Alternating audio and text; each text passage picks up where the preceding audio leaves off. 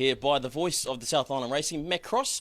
We're in your booth where you do all the commentating. Could you just give us a little wee tour of your little office area? Sure can. So we've got the TVs over here, which are pretty important. Top TV is pretty much the live feed what's happening, so that's quite important for the 1200 metre races, because if you look through the binocs, she's a long way away up the top of the chute. Bottom feed's just trackside, so we can talk to that. Got all the papers, check out the markets, and we've got our box there, headset, binocs, pretty much your basic commentator's setup. Can be a little bit of a lonely place up here sometimes, especially on Cup Day next week when everyone's down there partying and I feel like I'm just the only soldier here working, but no, it's a great wee spot, great view as well.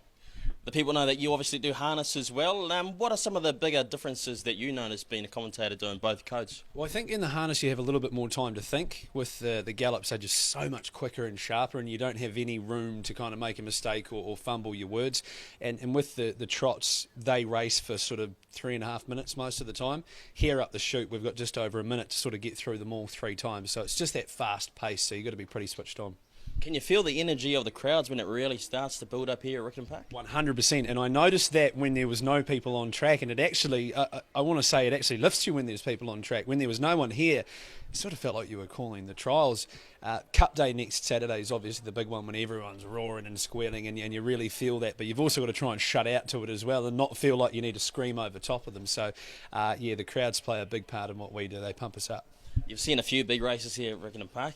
Is there any races that really stick out to you? Catalyst, definitely Catalyst. He won this day last year in the 2000 Guineas. It was my first Group 1 that I called, and what a way to start it off with such a fantastic horse. And I felt a little bit of pressure around having him and knowing that he'd probably come out here and win. So here, that would be my favourite race here. And obviously the Grand National Steeplechases always spring to mind. They are great races here too. One that sticks out to me was True Enough last year as well for the Boys Get Paid boys. That was fantastic. That was just a great result, and they got a bit of mileage out of that as well with the Titanic music behind it too. They might be able to find one this year as well.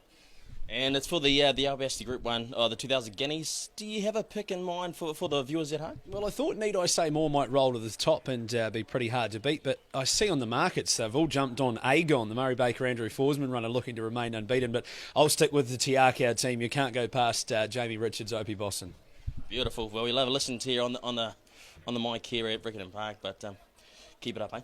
Hey, thanks for coming up, guys. So appreciate it.